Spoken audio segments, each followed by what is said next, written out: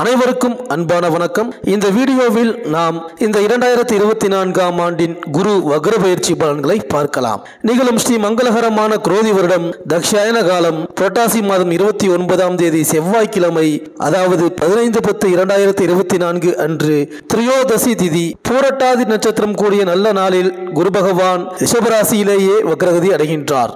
குரு பார்க்க கோடி நன்மை, குரு அருள் இருந்தால்தான் திருவருளை பெற முடியும் என்பார்கள். குருவே சகலத்துக்கும் ஆதாரமாக திகழ்பவர். குருவின் பார்வைப்பட்டாலே சகலமும் நமக்கு கிடைத்து அருளும். அதனால்தான் மற்ற தெய்வங்களை எப்படி வழிபட்டாலும் குரு பகவானை மட்டும் நேருக்கு நேராக நின்று வணங்கச் சொல்லி அறிவுறுத்துகின்றார்கள். தேவ குருவான பிரகஸ்பதி சிவபெருமானின் பரிபூரண அருளை பெற்று கிரகங்களில் ஒருவராக இடம் பிடித்தார். நவ கிரகங்களில் குரு பகவான் எனும் பெயர் பெற்றார். தன்னை நாடி வரும் பக்தர்களுக்கு எல்லாம் அருள்மழை பொழிகின்றார். குருவின் பார்வை, குருவின் யோகம், குருவின் ஆசி இருந்தால்தான் திருமண யோகம் கைகூடும். நம்மில் பலருக்கு குரு பகவானுக்கும் தட்சிணாமூர்த்திக்கும் வித்தியாசம் தெரிவதில்லை. நவக்கிரக வரிசையில் வடக்கு பார்த்து அமர்ந்திருப்பவர் குரு பகவான். சிவாலயத்தில் தெற்கு நோக்கி சின்ன முத்திரை காட்டி அமர்ந்திருப்பவர் தட்சிணாமூர்த்தி. இருவருமே ஞானத்தை அருளும் கடவுள் என்றாலும் வித்தியாசத்தை உணர்ந்து அவரவருக்குரிய மந்திரம் சொல்லி வழிபட்டால்தான் பரிபூரண அருள் கிடைக்கும். கடந்த 1/5/2024 அன்று குரு பகவான் மேஷ ராசியிலிருந்து ரிஷப ராசிக்கு பெயர்ச்சியானார். இந்த நிலையில் வருகின்ற அக்டோபர் மாதம் 15ஆம் தேதி, அதாவது 15/10/2024 அன்று தேவகுருவான குரு பகவான் 12 வருடங்களுக்கு பிறகு ரிஷபராசியிலேயே வக்ரகதி அடைகிறார். இந்த வக்ர நிலை என்பது ஜோதிடத்தில் ஒரு கிரகம் பின்னோக்கி செல்வதை குறிக்கிறது. பொதுவாக கிரகங்கள் பின்னோக்கி செல்வதில்லை, ஆனால் பின்னோக்கி செல்வது போல வக்ர நிலை ஏற்படுகின்றது. இப்படி வக்ரகதி நிலை அடையும் போது ஒரு கிரகம் தான் கொடுக்க வேண்டிய பலனுக்கு அப்படியே எதிராக கொடுக்க நேரிடும். அதாவது சுப கிரகம் நன்மை செய்வதற்கு பதிலாக கெடு பலன்களை கொடுக்கும், அல்லது எந்த பலனும் தராமல் போகும். அசுப கிரகங்கள் நல்ல பலன்களை கூட தரும். இதில் ராகு கேது நிழல் கிரகங்களுக்கு மட்டும் வக்ரகதியை தவிர நேர்கதியே கிடையாது. அதே சமயம் சூரியன் மற்றும் சந்திர கிரகங்களுக்கு வக்ரகதி கிடையாது. இந்த குரு பகவான் ரிஷபராசியில் வக்ரகதி அடைவதால் உங்கள் ராசிக்கு என்னென்ன பலன்கள் கிடைக்கப் போகின்றது, நீங்கள் செய்ய வேண்டிய பரிகாரங்கள் என்ன என்று இந்த வீடியோவில் பார்க்கலாம். சுக்கிரனை ராசி அதிபதியாக கொண்ட துலாம் ராசி அன்பர்களே, இந்த அக்டோபர் மாதம் 15ஆம் தேதி முதல் உங்கள் ராசிக்கு 8ஆம் இடத்தில் குரு பகவான் வக்ர பயிற்சி ஆகின்றார். இந்த நேரத்தில் உங்கள் ராசிக்கு விரயஸ்தானமான 12ஆம் இடத்தில் கேதுவும், 6ஆம் இடமான ருணரோக சத்ருஸ்தானத்தில் ராகுவும் சஞ்சரிக்கின்றார்கள். 5ஆம் இடத்தில் சனி பகவானும் வக்ரகதியில் சஞ்சரிக்கின்றார். உங்களது எண்ணங்கள் எப்பொழுதும் நியாயம், நேர்மை, உண்மை தரக்கூடியதாக இருக்கும். எதையும் உடனே எடுத்து கூறிவிடுவீர்கள். சரியோ தவறோ எதுவாயினும் பேசும் வழக்கம் கிடையாது. இன்ப துன்பங்களை தராசு போல் சரிசமமாக அனுபவித்து வருவீர்கள். எடுத்துக்கொண்ட செயல்களையும் தீர்க்கமாக முழு முயற்சியுடன் செய்து முடித்துவிட்டு தான் மனசாந்தி பெறுவீர்கள். குடும்ப நிர்வாகத்தில் உங்களுக்கு நிகர் யாரும் இல்லை. எதை எங்கே எப்படி எப்பொழுது எந்த விதம் செய்தால் கௌரவம் மங்காத வண்ணம் செய்ய முடியுமோ அந்த அளவுக்கு செய்வீர்கள். சுறுசுறுப்புடன் ஏதேனும் ஒரு செயல்களை செய்த வண்ணமே இருப்பீர்கள். காற்று ராசி ஆதலால் உங்கள் மனதில் தூக்கத்தில் கூட ஏதேனும் ஒரு சிந்தனை, செயல் நிழலாக இருந்து கொண்டே இருக்கும். குடும்பம் நிதானமாக, சீராக, உறுதியாக, படிப்படியாக உயரும். கடின உழைப்புக்கு ஈடு இணை எதுவும் கிடையாது. அதன் பலன் என்ன என்பதை உங்களை பார்த்து மற்றவர் அறிந்து கொள்வார்கள். உழைப்பால் உயர்ந்தவர், உயர்ந்த உள்ளம் படை என்று கூறிதான் ஆக வேண்டும் உங்களை பற்றி. சகோதர வழிகளில் உங்களுக்கு என்றுமே பக்கபலமாய் ஆதரவாய் விளங்குவதும் அரவணைத்து செல்வதும் உங்களது வழக்கம். உற்றார் உறவினர்களிடம் மதிக்கப்படுவீர்கள். தனவரவு பொறுத்தமட்டில் ஏதேனும் ஒரு விதத்தில் தாராளமாய் அமையும். அவை சேமிக்க இயலாமையில் வந்தவை. அத்தியாவசியமான செலவுகள், அசையா சொத்துக்கள், வாகனங்கள் போன்ற செலவுகளாக சுப செலவுகளாக அமையும். திருமண விஷயமாக கூடுதல் செலவுகள் உண்டாகும். தாயாரின் அன்பை அடைவீர்கள். கல்வியில் அதிக கவனம் செலுத்தினால் சிறப்புடன் படிக்க முடியும். மூத்தவர்கள் முன்னோர்களின் ஆதரவும் அவர்களால் ஆதாயமும் உண்டு.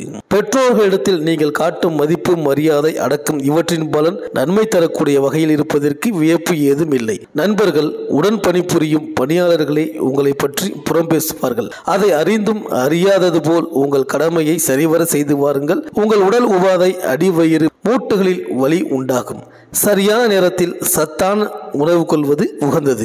மேலும் இந்த நாட்களில் துலாம் ராசியின் 12ஆம் வீட்டில் கேது பகவான் உத்திரம் எனும் சூரிய நட்சத்திரம் எடுத்துக்கொள்வார். இந்த காலகட்டம் முழுக்க முழுக்க அரசியல்வாதிகளுக்கு உரியது. அரசியல் பெருமக்கள் இன்றைக்கு ஒரு கட்சியில் இருப்பீர்கள், நாளைக்கு வேறு கட்சி, நாளைக்கு மறுநாள் 3வது கட்சி என்று கட்சிக்கு கட்சி மாறிக்கொண்டே இருப்பீர்கள். ஒரு உதவியாரை கூட வைத்துக் கொள்வது நலம். என்னைக்கு எந்த கட்சியில் இருப்பீர்கள் என்று அவர்தான் குறித்து வைத்து கூற இயலும். உங்களின் ஆசைகளை, எண்ணங்களை, லட்சியங்களை நிறைவேற்ற எவ்வளவு தொகையானாலும் செலவு செய்வீர்கள்.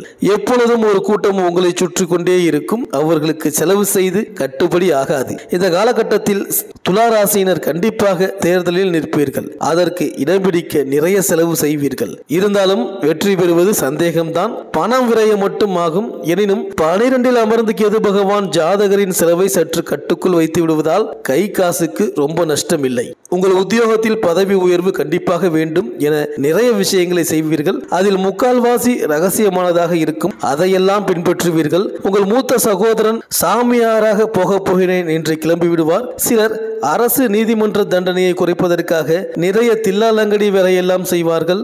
சமையலில் பழமையான பண்டங்களை செய்கிறேன் என காசை கரியாக்குவார். ஆக துளாராசியின் 12ஆம் இடத்தில் கேது பகவான் உத்திரம் நட்சத்திரம் எடுக்கும் போது நிறைய கலைபரங்கள் செய்து சுற்றியுள்ளவர்களை அதிர்ச்சியில் ஆழ்த்துவார். துலாம் ராசியின் 6, 12ஆம் இடங்களில் பாபர்கள் செல்வது ஒரு வகையில் நல்லதுதான். நிறைய வெளிநாட்டு பயணங்கள் இருக்கும். பயணங்கள் இனிமையாகவும் செலவுகள் லாபமாகவும் நல்ல வேலையும் கிடைத்து நல்ல விதமாக இருத்தல் வேண்டும். ஆனால் இந்த ராகு கேதுக்கள் சாரநாதர்களை பொறுத்து கொஞ்சம் முன்பின் தான் பலன் தருகின்றார்கள். நல்லதும் கெட்டதும் கலந்துதான் தருகின்றார்கள். கடன் அடைவதும் உடல் சீராவதும் வேலை கிடைப்பதும் நல்லதுதான். எனினும் உங்களை மிகவும் குழம்ப வைத்துவிட்டு குடும்பத்தையும் பிரிக்க முனைகிறார்கள். கெட்டவன் கெட்டிடும் ராஜயோகம் என்ற விதி இப்பொழுது முழுமையாக செயலாகவில்லை. உங்களின் ஆசைகள் பேராசையாக மாறும். அதுதான் உங்களின் துன்பத்திற்கு வழியாக மாறும். மேலும் எடுத்த காரியத்தில் அவ்வப்போது தடைகள் வரும். அதை சற்று முயற்சி எடுத்து முறியடித்து வெற்றி காண்பீர்கள். பண வரவுக்கு தகுந்தாற் போல் செலவும் இருக்கும். வீண் வாக்குவாதத்தில் ஈடுபட வேண்டாம். இருந்தாலும் குருவின் 7ஆம் இடத்து பார்வை சிறப்பாகவே அமைந்துள்ளதால் எந்த பிரச்சனையையும் முறியடித்து வெற்றிக்கு வழிகாணலாம். மேலும் சனி பகவானின் 7ஆம் இடத்து பார்வையால் முயற்சிகளில் வெற்றியை தருவார். உங்கள் ஆற்றல் மேம்படும். அக்கம் பக்கத்தினர்களின் சதியை முறியடிக்கும் வல்லமை பெறுவீர்கள். உத்தியோகத்தில் பலுவும் அலைச்சலும் இருக்கும். குருவின் பார்வையால் வழக்கமாக கிடைக்க வேண்டிய சம்பள உயர்வு, பதவி உயர்வுக்கு தடை ஏதும் இல்லை. மேல் அதிகாரிகளின் ஆதரவு இருக்கும். உங்கள் திறமைக்கு உகந்த மரியாதை கிடைக்கும். ஆசிரியர்களுக்கு பலுவும் அலைச்சலும் வரும். வக்கீல்கள் எந்த விஷயத்திலும் முன்னெச்சரிக்கையுடன் நடந்து கொள்வது நல்லது. மாணவர்கள் அசட்டையாக இருந்துவிட வேண்டாம். குருவின் பார்வையால் தேர்வுகளை சிறப்பாக எழுதுவீர்கள். கலைஞர்களுக்கு வெளியூர் வாசம் நிகழும். அரசியல்வாதிகள், பொதுநலவாதிகள் முன்னேற்றம் காண்பீர்கள். முக்கிய பொறுப்பு கிடைக்க வாய்ப்பு உள்ளது. பெண்கள் குடும்பத்தாரிடம் விட்டு கொடுத்து போவது நல்லது. இல்லை என்றால் வீண் மன உளைச்சலுக்கு ஆளாவீர்கள். வேலைக்கு செல்லும் பெண்கள் முன்னேற்றத்தை காண்பீர்கள். சக ஊழியர்கள் ஒத்துழைப்புடன் இருப்பார்கள். மேல் அதிகாரிகளிடம் நல்ல பெயர் பெறுவீர்கள். கோரிக்கைகள் நிறைவேறும். வியாபாரம் செய்பவர்கள் அதிக லாபத்தை பெறுவீர்கள். இந்த துலாம் ராசி என்பர்கள் அனந்த நாராயண பெருமாளை வணங்கி வாருங்கள். திருச்சி ஸ்ரீரங்கநாத பெருமாள் சிறப்பு. ஒரு தடவை குணசீலம் சென்று வணங்குவது நல்லது. விரயத்தில் கேது சந்திரன் சம்பந்தம் இருப்பதால் இது கூறப்படுகின்றது. இந்த வீடியோ உங்களுக்கு பிடிச்சிருந்தா லைக் பண்ணுங்க, உங்க ஃப்ரெண்ட்ஸ்களுக்கு ஷேர் பண்ணுங்க. நம்ம சேனலை தொடர்ந்து பார்க்க மறக்காம சப்ஸ்கிரைப் பண்ணுங்க. பக்கத்தில் இருக்கிற பெல் ஐக்கானை கிளிக் பண்ணிக்கிங்க. மீண்டும் அடுத்த வீடியோவில் சந்திப்போம். நன்றி, வணக்கம்.